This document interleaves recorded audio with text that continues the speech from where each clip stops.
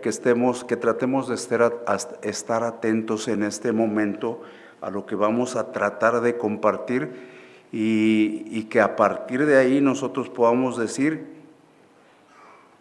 que realmente hemos recibido de parte de Dios bendición, porque es Dios el que quiere bendecir nuestras vidas. Entonces, les quiero pedir que nosotros estemos muy atentos. Vamos a estar en cuanto a la primera epístola de Juan. Quisiera ver que nosotros nos diéramos cuenta de algunas características muy importantes. La primera epístola de Juan es una epístola muy especial. Es una epístola que nos ayuda a darnos cuenta de que existen corrientes que nos están llevando en cierto sentido y nosotros nos estamos dejando llevar en ese sentido. Entonces nosotros decimos, porque lo hemos leído en los Salmos, en el Salmo 1, que nosotros tenemos, dice el Salmo 1, ahí están ustedes, si me ayudan con esos primeros versículos del Salmo 1, sería muy bueno. Aunque nos lo sabemos de memoria, sería mejor que pudiésemos leerlos. Hemos leído el 24, nada más tenemos que ir hacia atrás un poquito más. Dice, será como árbol plantado junto a corrientes de agua. Y está hablando de una persona en particular, el varón que no anduvo en consejo de malos. El varón que no anduvo en consejo de malos. Entonces tenemos que darnos cuenta, nosotros debemos ser de ese tipo de personas, que no anduvimos en consejo de malos. Vamos a orar en este momento.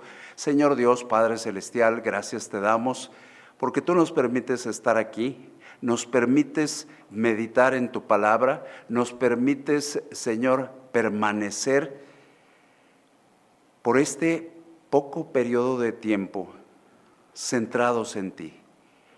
Pero permite, Señor, que a través de lo que nosotros reflexionemos podamos ir entendiendo aquello que tú tienes para nuestras vidas. Te queremos solicitar que nosotros podamos entender y hacer lo que tú nos estás pidiendo. Te lo solicitamos por Jesucristo nuestro Señor. Amén. Y precisamente de lo que tenemos que hablar es de cómo permanecer en Cristo. Permanecer en Cristo es una parte muy importante. Nosotros hemos llegado a Cristo por una decisión que tomamos, pero hay otra decisión que debemos tomar. La otra decisión que debemos tomar es permanecer en Cristo. Permanecer en Cristo sigue a una decisión, sigue al hecho de que la palabra de Dios permanezca en nosotros. Primera de Juan 2, 14 y 24. Os he escrito a vosotros,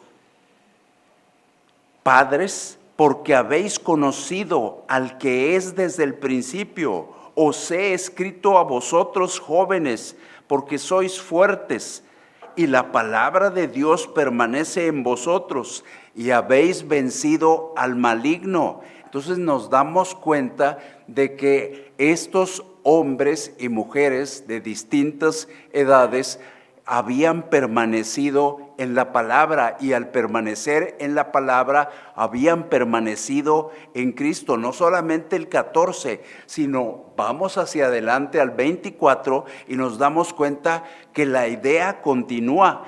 La idea continúa con el 24. Lo que habéis oído desde el principio permanezca en vosotros, que la palabra permanezca en cada uno de nosotros, que nosotros estemos atentos a lo que dice la palabra, que no solamente sea un momento y se acabó, sino que sea algo continuo, algo constante, algo que esté en nuestro día a día. Nosotros tenemos que estar muy atentos a esto. Lo que habéis oído desde el principio permanezca en vosotros. Si lo que habéis oído desde el principio permanece en vosotros, también vosotros permaneceréis en el Hijo y en el Padre. Entonces ahí nos hace entender cosas importantes. Si nosotros no permanecemos en la palabra, no podemos decir que permanecemos en Cristo, no podemos decir que permanecemos en el Padre. Permanecer en Cristo sigue entonces a esa permanencia. Es decir, nosotros decimos que esa es una condición para nuestra permanencia en Cristo. No solamente esa sería la condición, también habría otra, 2:27, estamos todo ahí. No voy a decir más que el capítulo y el versículo, 2:27. Pero la unción que vosotros recibisteis de Él permanece en vosotros, y no tenéis necesidad de que nadie os enseñe. Así como la unción misma os enseña todas las cosas, y es verdad y no es mentira, según ella os ha enseñado, permaneced en Él. Luego nosotros nos preguntamos, a veces tenemos palabras que no entendemos, a veces hay palabras que se nos hacen complejas, pero tenemos que recordar, este es el mejor instrumento de interpretación que tenemos. Esta traducción bíblica que nosotros tenemos es el mejor instrumento de interpretación. Aquí lo que está diciendo es que el Espíritu Santo nos hace permanecer en Cristo Jesús. Entonces nosotros tenemos que darnos cuenta, les voy a platicar, voy a hacer un paréntesis. Hace algunos años, un buen número de años, alguien, un pastor de una iglesia de este compañerismo, me invitó a que estuviera con los jóvenes de su iglesia, y una vez que yo terminé de exponer mi testimonio, un joven levanta la mano y hace una pregunta. Y el pastor se siente incómodo por la pregunta que se me hizo. Y yo le dije, permítame responder. Ahora sí, me hago tantito para atrás. ¿Cuál es la pregunta que se me hizo? Cuando usted nació en la religión mayoritaria de este país. Es decir, sus padres practicaban esa religión, aunque sea nada más de fiestas. Cuando naces, cuando te mueres, cuando te casas. ¿Cierto? Después llegaron a su casa una secta muy activa. ¿Cierto? Y me pregunta el joven, la pregunta del joven fue esta: ¿qué asegura que usted no se va a ir de aquí? ¿Qué asegura que usted, al paso de algunos años, no va a andar con otro grupo? Ahí fue donde quien me había invitado un poquito se sintió incomodado con la pregunta del joven. Y le dije, permítame, déjame responderle. La primera experiencia, yo no tenía el Espíritu Santo. La segunda experiencia, ni siquiera se cree en el Espíritu Santo. Hoy me ha costado mucho trabajo, porque primeramente, déjenme decirles, una parte, estoy en un paréntesis grande, va una parte de mi testimonio. Yo le decía a un joven la semana pasada, aquí en la oficina, la primera parte de mi vida en esta convicción, porque ya es una convicción, yo hasta me dormía en los cultos. No roncaba porque nunca he roncado. Hasta el momento sigo sin roncar. Pero de que estaba dormido y casi con fracturas de las cervicales, casi.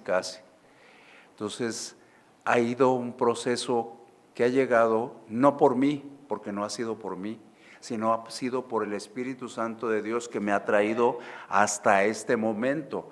Entonces, si uno me pregunta, ¿permaneces en la palabra? Debemos permanecer en la palabra. Si tú y yo la estamos cargando de domingo, eso no es permanecer en la palabra. Que tenemos distintas formas de estudiarla, sí es correcto. Algunos lo hacen mediante el escuchar la palabra. Otros lo hacen con la lectura y el subrayado de la palabra. Otros lo hacemos, y lo tengo que decir sinceramente, mediante la tecnología moderna. Y es correcto. Y tengo que analizarlo porque en ocasiones la tecnología tiene sus fallas. Pero lo que no falla es el Espíritu Santo de Dios. La palabra no falla, el Espíritu Santo de Dios no falla. Y hay otro requisito, otra condición para que nosotros podamos permanecer en Cristo. Para que nosotros podamos permanecer en Cristo, vamos al 3:24 para darnos cuenta de esa tercera condición que a través de la primera epístola de Juan, nosotros podemos darnos cuenta. Dice, el que guarda sus mandamientos permanece en Dios y Dios en él. Y en esto sabemos que Él permanece en nosotros por el Espíritu que nos ha dado. Vuelve a repetirnos lo que hace un instante veíamos en el capítulo 2, nos lo vuelve a repetir y además nos habla de otro asunto. Es muy evidente si tú estás guardando sus mandamientos. Guardando no se refiere a guardar información aquí. Guardar se refiere a ponerlos por obra. Es decir, hay gente que se sabe la Biblia de memoria, pero simple y sencillamente andan en el mundo. Entonces, guardar es obedecer. Entonces, nosotros permanecer la palabra de Dios en nosotros. Permanece la palabra de Dios en nosotros, entendiendo que permanecer no solamente es almacenada, sino es aplicada. Seguimos bajo la dirección del Santo Espíritu de Dios y aplicamos lo que la palabra de Dios dice, porque nosotros podemos decir que me la sé de memoria, pero resulta que a veces preguntamos, ¿y qué significa esto? Y realmente no sabemos. A veces estamos viviendo una vida, como decía el martes, lo decíamos, ¿te acuerdas? Una vida de apariencia. Ya lo habíamos dicho el jueves aquí. Una vida de apariencia. Aparentamos que somos, hacemos como que somos y sin embargo no somos. Tenemos que definirnos, o somos o no somos. Entonces, el conocimiento es bueno y nosotros debemos saber que Él permanece en nosotros y nosotros en Él. ¿Por qué? Por esto que hemos leído hace un instante, por el Espíritu que nos ha dado. Dios nos ha dado su Santo Espíritu para que nosotros sepamos, estamos en Él. Pero también decíamos, otra vez el martes, ¿verdad? Como el salmista, examíname Dios, examíname. Capaz que estoy con puras barbaridades y yo nunca le he pedido a Dios que me examine. Yo tengo que pedirle a Dios, examíname. Es muy fácil aparentar como que estoy, aparentar como que soy, siendo que no soy. Tenemos que estar muy atentos por el Espíritu que nos ha dado. Y estas condiciones que se dan, este conocimiento de nuestra situación, la situación en la que nosotros nos encontramos, ¿dará algún resultado o solamente es una cuestión intelectual? Nos damos cuenta cuando vemos a Juan, tenemos que ver la vida de Juan y tenemos que darnos cuenta por qué su testimonio tan extenso ¿por qué se le permitió escribir desde el Evangelio, las epístolas y el último libro de nuestra Biblia? ¿Por qué? Porque hubo una transformación en él, porque él permaneció en Cristo. Nosotros tenemos que permanecer. Nos acordamos el sobrenombre, la intensidad con la que él vivía su vida. Y después también vemos la intensidad con la que lo que hizo Jesucristo lo transformó. Así es como nosotros tenemos que andar. Entonces, estas condiciones y este conocimiento dan resultados. ¿Cuáles son los resultados que nosotros tenemos que ver en nuestras vidas? 2:6, vamos a leer 2:6. Estos son amplios. Los versículos están cortos. Hay versículos muy cortos, pero si nosotros analizamos lo que está diciendo el versículo, nos vamos a encontrar que realmente es sumamente amplio. Dice el versículo 2:6, el que dice que permanece en él debe andar como él anduvo. Y está cortito. ¿Cuántas palabras son? Déjenme contarlas porque no las conté. 3, 7, 9, 12. 12 palabras. 12 palabras en nuestro español, porque eso es lo que tenemos, nuestro español. Y nosotros decimos, nuestro andar tiene que ser totalmente diferente. No podemos ser a como éramos previamente. Algo tuvo por necesidad que cambiar. ¿Puedo yo, y puedo hacerlo, aparentar delante de todos por mucho tiempo? Pero a Dios no lo engaño ni un minuto, ni un segundo lo engaño. Entonces, nuestro andar se vuelve diferente. Andar como Él anduvo. Y nosotros tenemos que pensar desde el nacimiento de Cristo, cómo fue diferente. El nacimiento de Cristo sucedió de una manera completamente sobrenatural. Estás llevando embriología ahorita. Estás llevando embriología. Cuando uno piensa en cómo nació Jesucristo, dice, no es posible. La carga genética no está completa. Pero Dios es todopoderoso. Dios es todopoderoso y Él puede hacer lo que a Él le plazca. Si nosotros fuéramos a la embriología, esas fases que tú ya estás repasando, conociendo, esas no se dan, no se puede, no existe forma. Por eso decimos, eso es lo primero. El nacimiento sobrenatural, el nacimiento por amor, el nacimiento en obediencia a la voluntad de Dios. Entonces eso nos hace, nada más ahí ya estamos en desventaja, pero todavía siguen muchas más cosas. Fueron 33 años de su andar. Nosotros, algunos no tenemos tanto tiempo en la vida cristiana, otros tenemos más de ese tiempo, pero tenemos que darnos cuenta, ¿estoy andando como Él anduvo? ¿Cómo anduvo? El siguiente evento que vemos donde Él es el protagonista central es aquel evento en el cual está en el templo y está con los que sabían. Está con los que sabían y no por ser el menor de edad, dice, caray, no puedo, ellos saben mucho.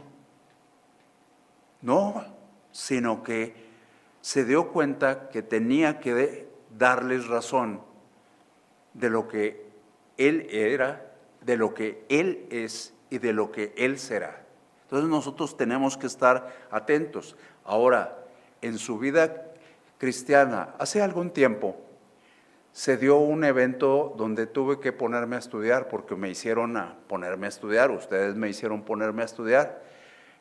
Cuando se compartía aquí en el frente por otro de los predicadores, se compartía acerca de la relación de Cristo con el pecado. Sin pecado o libre de pecado. Terminología extraña, terminología que de uno se complica la existencia, pero esos que se la pasan complicándose la existencia lo han estudiado. Resulta que las dos son correctas. En su divinidad no podía haber pecado y en su humanidad Él no pecó. Son dos cosas importantes. En su humanidad Él no pecó. Luego nos vemos a nosotros mismos y pensamos, lo que compartimos es lo que nosotros hemos vivido. ¿Quién de los que está aquí podría decir, mi vida desde la infancia ha sido una vida de santidad? Pues nadie. Quien diga eso, mi vida ha sido diferente porque ustedes son unos pecadores y yo, mi infancia, crecí con unos padres cristianos, pues estamos perdidos. Porque estaríamos diciendo, la Biblia no es cierta, la Biblia no es correcta. 3:23 de Romanos. Por cuanto todos pecaron. Y yo estoy diciendo, no, yo no. Yo soy nieto de cristianos, hijo de cristianos, y yo recibí a Cristo. Si recibiste a Cristo eras un pecador.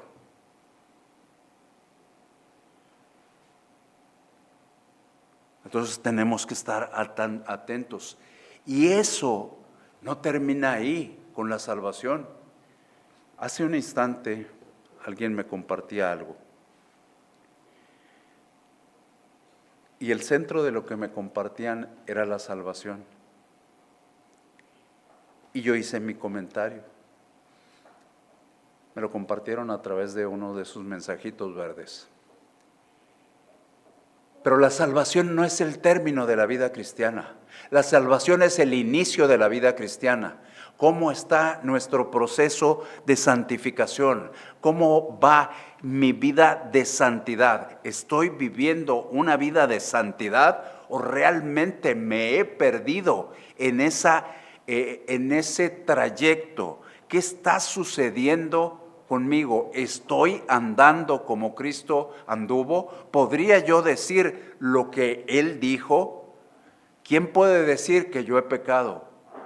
¿Quién de nosotros podría decirlo? Nada, nadie de nosotros. Una que decimos que sí y a la hora de la hora no es cierto. Ahí les va. Estamos en el 2. ¿Cuál fue el versículo que estábamos? El 6. Ya que estamos cerca, vámonos al 10.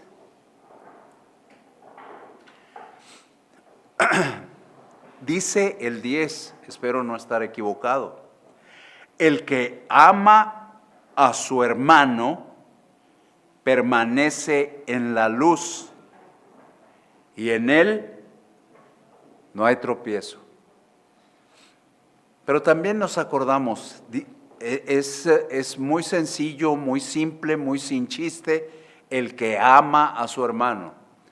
Aquí todos estamos hermano. A veces hasta decimos hermano porque se me olvidó el nombre del hermano. Pero nosotros estamos amando a nuestros hermanos. Nosotros decimos que amamos a nuestros hermanos.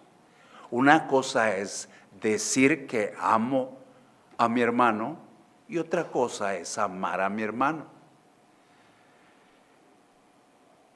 Las muestras más grandes de amor, ¿cuáles han sido? Porque de tal manera amó Dios al mundo.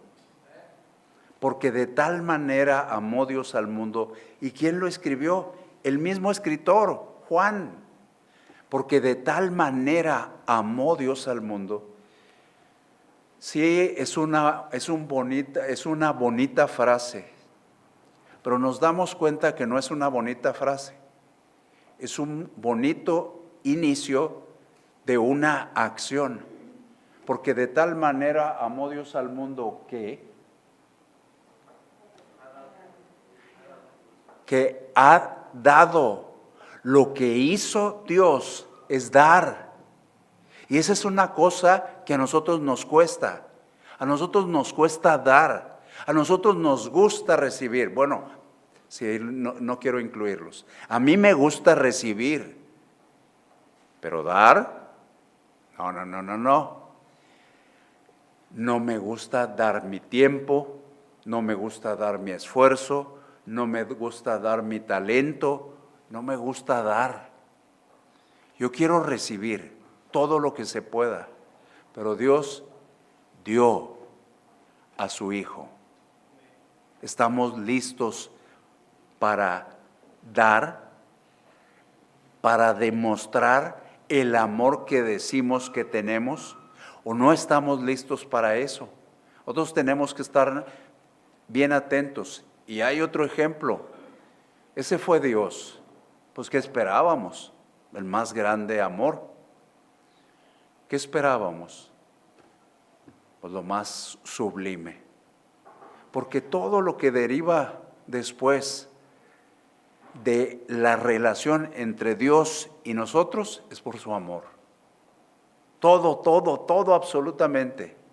Ahorita salimos con esta palabra, aquella palabra, la otra palabra, una palabra más de las cualidades de Dios.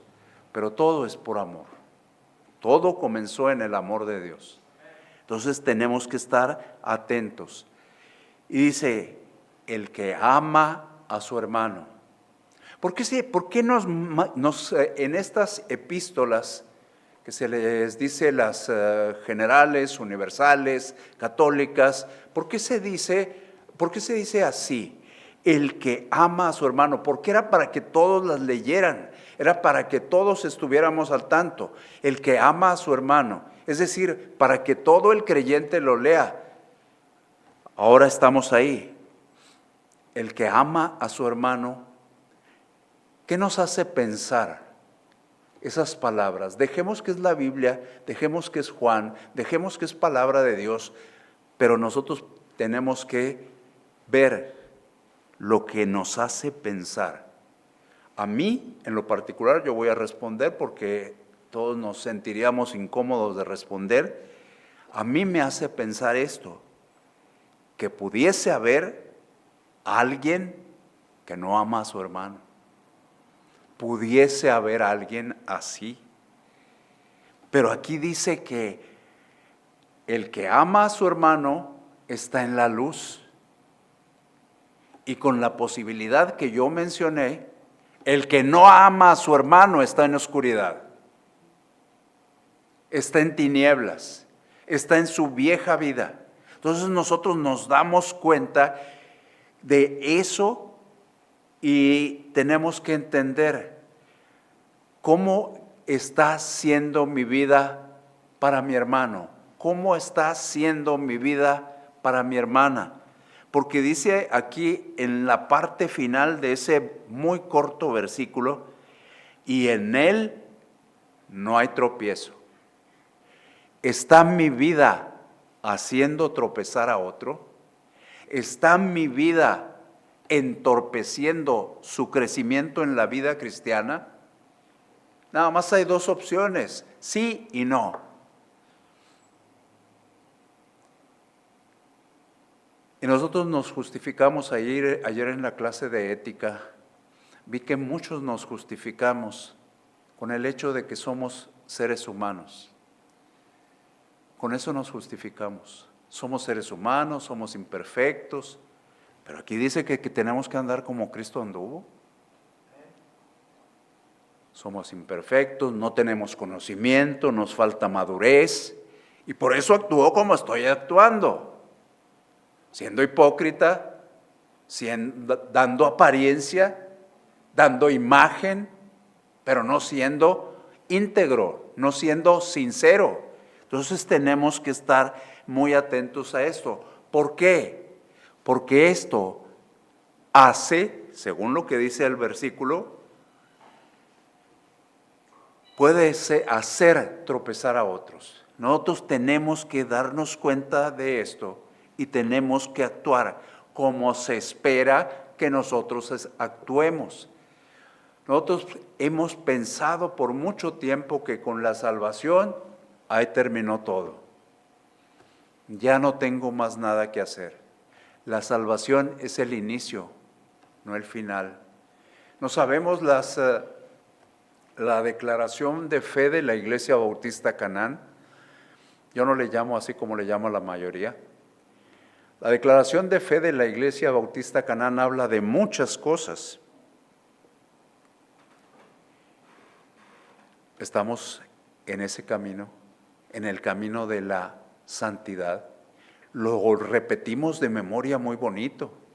Hay 3 tipos ¿cómo decimos?, de santificación: la posicional, la progresiva y la plena, que algunos le llaman la glorificación.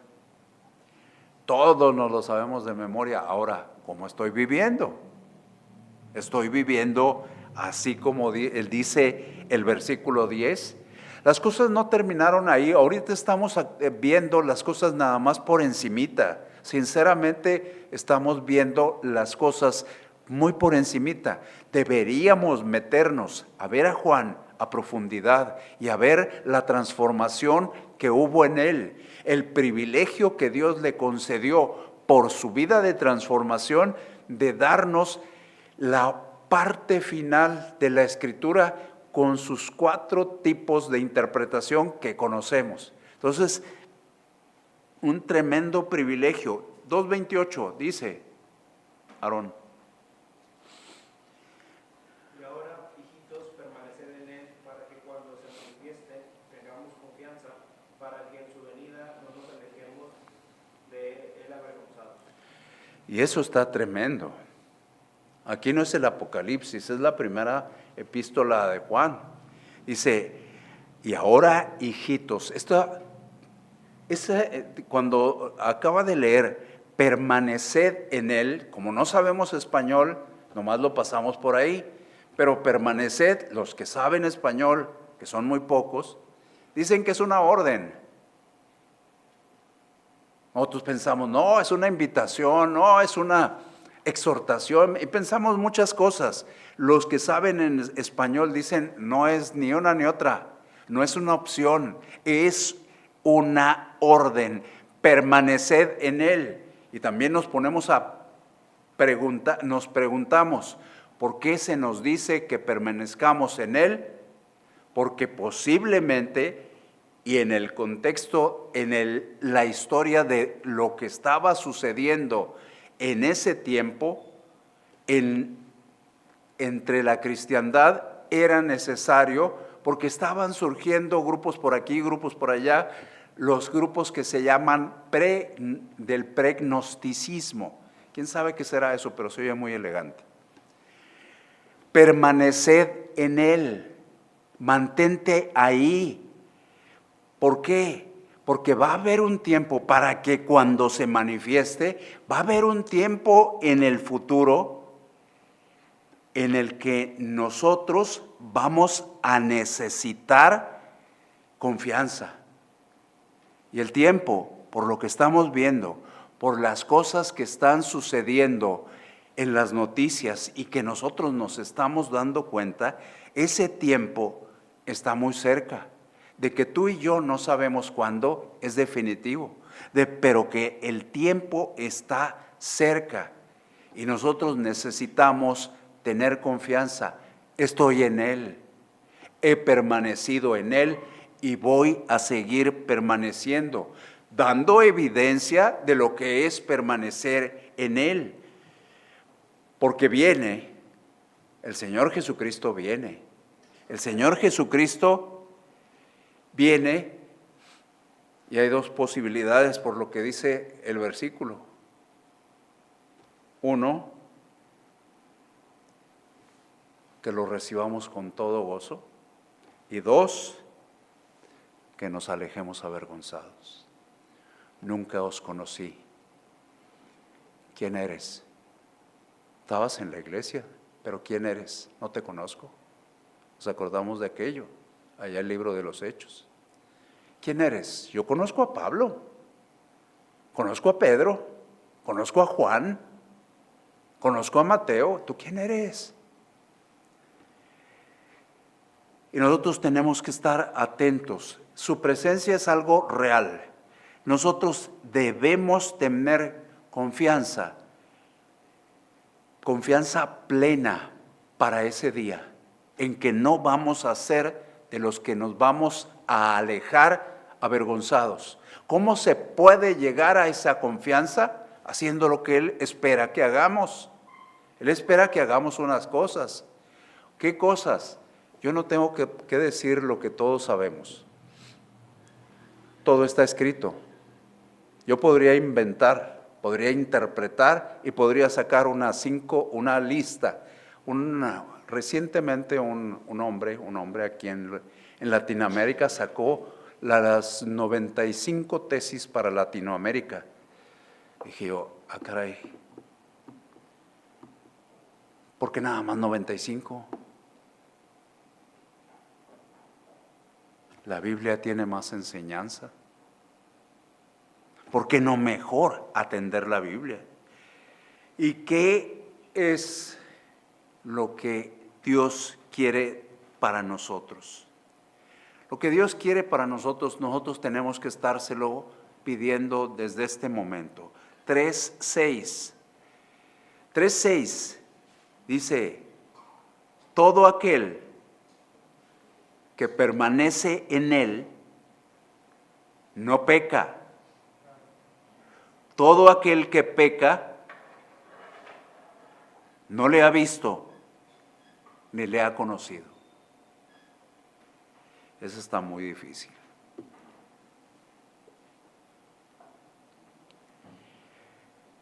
El que permanece en Él no peca. Aquel que peca no le ha visto ni le ha conocido. Por eso nos recordábamos del salmista que decía, examíname, oh Dios. Necesitamos pedirle a Dios que nos examine. Necesitamos ir cada día al altar. Levítico 6:12, te lo sabes, ¿verdad? Pero te acuerdas de lo que dije el martes. Levítico 6:12, me impactó. Estaba yo en la Iglesia Bautista Betania, aquí en la Colonia Obrera, y desde que lo leí esa vez jamás lo he podido olvidar. Fue algo impactante. Levítico 6:12, ¿ya lo tienes, Aaron? A ver, dice. Y el fuego encendido sobre el altar no se apagará, sino que el sacerdote pondrá en él leña cada mañana y acomodará el holocausto sobre él y quemará sobre él las grosuras de los sacrificios de paz. Cada mañana. Nosotros somos ¿quién se iba a acercar? ¿Quién se iba a acercar? El sacerdote. Nosotros somos el sacerdote. Nosotros somos los que tenemos que estar cada mañana en el altar. Nosotros somos los que tenemos que decirle, quiero permanecer el día de hoy. Nos acordamos de que hay una agrupación que atiende un cierto tipo, le llaman ellos de enfermedad, y la presentan con 2 iniciales de letras. Y ellos dicen, un día me comprometo. Estoy tratando de no dar todas las pistas porque estamos en grabación. Un día me comprometo. Así nosotros tendríamos que ir cada mañana. Eso no lo sacaron más que de la Biblia. Entonces yo tengo que ir, este día yo me comprometo. Este día yo me comprometo a permanecer en ti. Pero cada uno de los días de nuestra vida, nosotros tenemos que ir al altar y tenemos que decirle, hoy voy a intentar permanecer en ti. Hoy, Señor Jesucristo, voy a tratar de hacer lo que tú hiciste, de andar como tú anduviste, de amar a quien tú amas. Todo eso yo lo tengo que hacer y tengo que recordar que todo aquel que permanece en Él no peca. Y todo aquel que peca podrá estar en la iglesia, podrá ser miembro de la iglesia, podrá ser diácono o el pastor. Pero dice la Biblia, la santa palabra de Dios, pero todo el que peca no le ha conocido, no le ha visto. Tenemos que darnos cuenta. Y el que está escribiendo, es el amoroso Juan.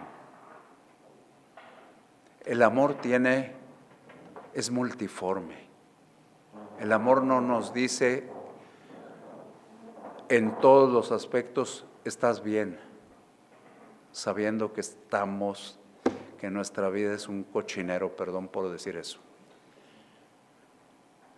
Pero a veces mi vida es un cochinero. Y pudiera ser que a veces tu vida fuera un cochinero. Permanecer en Cristo tiene condiciones. La palabra de Dios debe permanecer en nosotros, el Espíritu Santo, la obediencia a Cristo. Esas son las condiciones que hemos visto. El permanecer en Cristo también tiene como parte de la esencia que nosotros sabemos que estamos en Cristo y actuamos en base a eso. Y el permanecer en Cristo se evidencia, se muestra, no es de un día, es de todos los días, a todas horas, en todo momento y en todo lugar. Dios quiere algo con nosotros. Hemos estado viendo, extrañamente diría yo, porque lo vimos el jueves,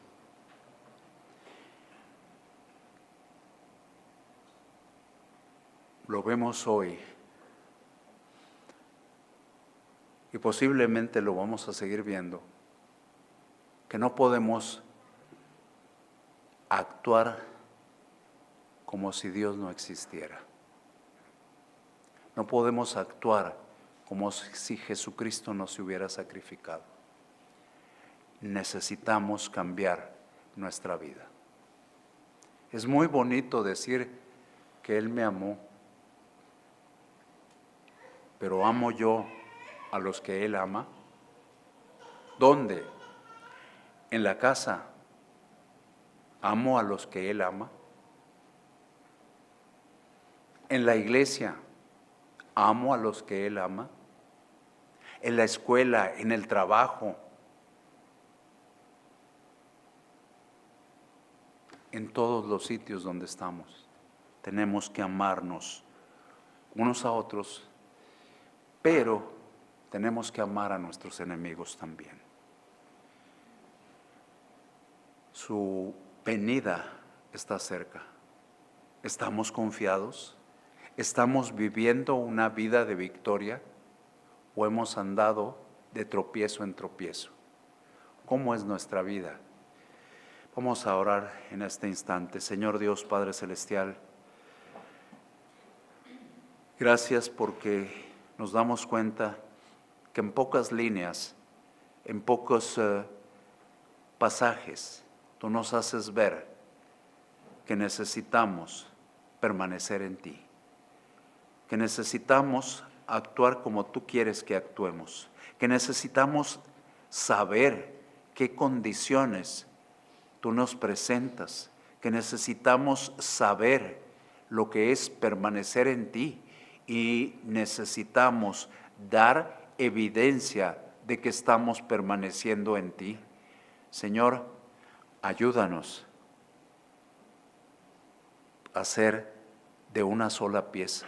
Ayúdanos a ser íntegros. Ayúdanos en todo momento a actuar conforme a lo que tú deseas. Que nosotros podamos entender que esto tiene un propósito. Permítenos hacer tu voluntad. Permítenos vivir convencidos de lo que tú quieres para nuestras vidas.